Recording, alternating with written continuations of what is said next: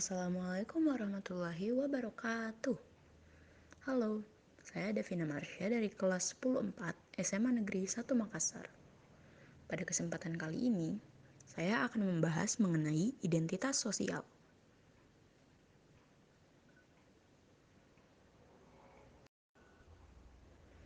Menurut Kamus Besar Bahasa Indonesia, identitas atau jati diri adalah ciri-ciri atau keadaan khusus seseorang.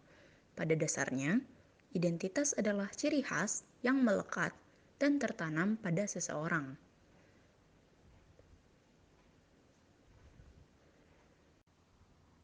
Identitas sosial adalah identitas yang terbentuk karena hubungan keseharian yang terjadi dengan identitas di luar dirinya.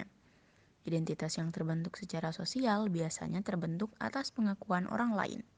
Misalnya, identitas seperti pintar dan ramah hanya akan melekat pada diri seseorang karena adanya pengakuan dari orang lain. Identitas alamiah adalah identitas yang diwariskan kepada individu tersebut. Dengan kata lain, identitas alamiah adalah identitas genetis yang didapatkan oleh individu sejak lahir. Contoh identitas alamiah adalah warna kulit, tinggi badan, dan sebagainya. Teori pembentukan diri menurut George Herbert Mead meliputi 4 tahap, yaitu tahap persiapan atau preparatory stage, di mana individu mulai mengenali diri sendiri. Yang kedua adalah tahap meniru atau play stage, di mana individu mulai meniru hal-hal yang dilakukan dan diucapkan oleh individu lainnya. Yang ketiga, tahap siap bertindak atau game stage. Individu mulai berinteraksi dan bersosialisasi dengan individu sebaya lainnya. Kemudian yang terakhir adalah tahap penerimaan norma kolektif atau generalized state, di mana individu mulai memahami perannya dalam masyarakat.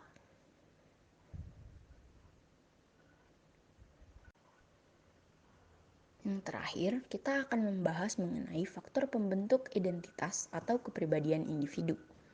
Yang pertama adalah faktor biologis atau karakteristik gen yang diwariskan oleh orang tua. Selain memberi ciri fisik kepada individu, faktor biologis juga dapat berpengaruh pada kepribadian individu, karena individu akan dihadapkan pada respon masyarakat terhadap kondisi biologisnya. Contohnya, kasus diskriminasi yang terjadi pada individu-individu yang menjadi kelompok minoritas tentu akan berpengaruh besar pada kepribadian individu tersebut. Yang kedua adalah faktor kelompok atau identitas yang dipengaruhi dengan kelompok yang ada di sekeliling individu. Biasanya, kepribadian individu akan cenderung mengikuti orang-orang yang ada di sekitarnya. Hal ini terjadi karena pada umumnya, ketika bergabung dalam sebuah kelompok, secara sadar ataupun tidak, manusia akan berusaha untuk menyesuaikan diri dengan lingkungannya. Misalnya, seseorang yang tergabung dalam kelompok pertemanan yang sering mengikuti kegiatan bakti sosial. Mau tak mau, ia akan berusaha untuk turut mengikuti kegiatan tersebut. Namun tentu saja, ada pula orang-orang yang berkebalikan dengan contoh barusan, yaitu orang-orang yang sama-sama suka mengikuti bakti sosial, kemudian membentuk sebuah kelompok baru. Yang ketiga ada faktor geografis atau identitas yang dipengaruhi oleh kondisi alam di sekitar individu. Iklim, topografi, dan sumber daya alam semuanya memiliki pengaruh terhadap kepribadian seseorang. Misalnya, orang-orang di negara lain yang lebih suka bersepeda atau berjalan kaki ke tempat tujuannya. Hal ini tentu bisa ditiru oleh orang-orang di Indonesia.